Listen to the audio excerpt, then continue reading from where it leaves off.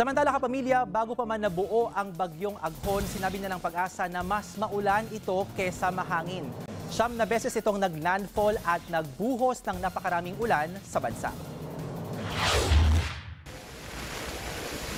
Nabuo ang bagyong Aghon mula sa isang low-pressure area sa silangan ng Mindanao Biyernes ng madaling araw.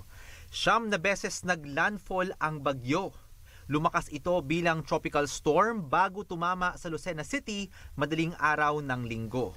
Naging severe tropical storm ang Aghon paglabas naman sa dagat silangan ng Quezon at umabot pa sa typhoon intensity pagkalampas sa Patanungan, Quezon. Inasahan na ang multiple landfalls ng bagyo dahil sa pagdaan nito sa Visayas at Southern Luzon kung saan marami ang mga isla. Hindi naman nabasag ang bagyo kahit na dumaan pa ito sa katimugang bahagi ng Sierra Madre Mountains. Nakikitang nakatulong sa paglakas nito ang mainit na katubigan sa mga dagat sa pagitan ng mga islang dinaanan nito. Ang maraming moisture na patuloy na nagbigay ng enerhiya rito at ang magandang sirkulasyon ng hangin sa tuktok ng bagyo. Itinulak din ang bagyong Aghon ng isang high-pressure area kaya umusog pakanluran sa Calabarzon ang tahak nito imbis na sa Kabikulan. Nagbagsak ng napakaraming ulan ang bagyo sa ilang lugar sa bansa. Katumbas ng 3 linggong ulan sa buwan ng Mayo ang natanggap ng Catbalogan City at Catarman, Northern Samar sa araw lamang ng Biyernes. Nitong weekend naman, katumbas ng higit 2.5 buwan na ulan ang ibinuhos ng bagyo sa Tayabas City at halos 1.5 buwang ulan naman sa Infanta, Quezon. Bagamat nagdulot ng matinding pagbaha ang mga pag-ulan sa maraming lugar, napataas din ito ng halos 1 metro ang water level sa Angat Dam.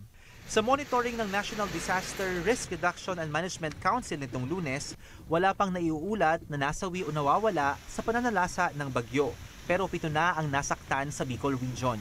Mahigit 19,000 naman ang naapektuhan ng bagyo sa Calabarzon, Mimaropa, Bicol at Eastern Visayas at mahigit 2,000 pa ang nananatili sa evacuation centers.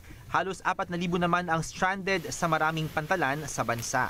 Nagpaabot na ng ayudang aabot sa halagang 1.9 million pesos ang Office of Civil Defense at Department of Social Work and Development sa Mimaropa at Bicol Regions. Naglabas naman si Pangulong Ferdinand Marcos Jr. ng 1.2 million pesos na humanitarian aid sa mga naapektuhan ng bagyo. Nakahanda rin ng 3 bilyong pondo at may prepositioned goods din para sa mga nasalanta. At yan po ang update sa lagay ng panahon. Ako po si Ariel Rojas. Ingat kapamilya.